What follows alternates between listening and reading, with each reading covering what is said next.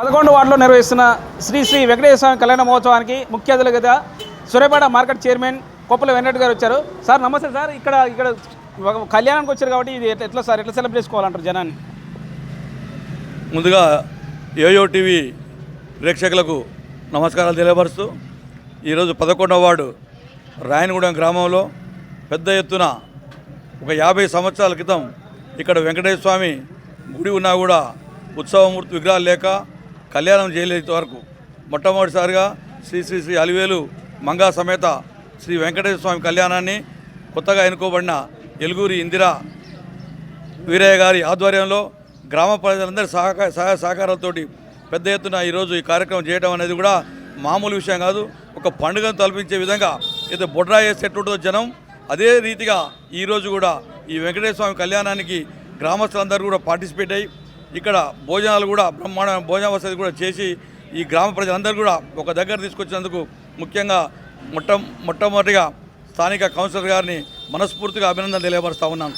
ఇంకొకటి ఏంటంటే ఈరోజు ప్రపంచ మహిళా దినోత్సవం కూడా కావడం ఒక విశేషంగా కూడా మనం చెప్పుకోవాల్సిన అవసరం ఉందని కూడా తెలియపరుస్తూ ఉన్నాం.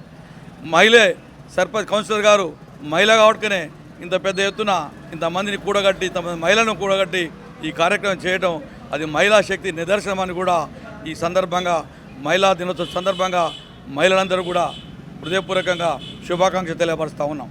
అన్న, రేపు మనకు ఇద్దరు మంత్రుల పర్యటన ఉంది కదా, భద్రతా పరంగా ఏ విధంగా ఉండబోతున్నాయి? రేపు ఇద్దరు మంత్రుల పర్యటన ఉంది మన జిల్లాలో. ఇతర విందులకు భాగంగా వస్తున్నారు కదా, కొంత వేనారెడ్డి గారు, మన వెంకరెడ్డి గారు, తొగమరెడ్డి గారు వస్తారు. వీళ్ళకి ఎట్లా ఏ విధంగా స్వాగతం పలకబోతున్నాయి? రేపు మధ్యాహ్నం 4 గంటలకు ఒక 15-20 సంవత్సరాల నుంచి 15 సంవత్సరాల పైనే సూర్యాపేట ఉండబడిన మెయిన్ రోడ్లో పాత హైవేలో ఉండబడిన ఏదైతే 5 ఎకరాల స్థలంలో ఉండబడిన రహదారి బంగ్లా అది 10-15 సంవత్సరాల నుంచి శిథిలావస్థలో ఉంది.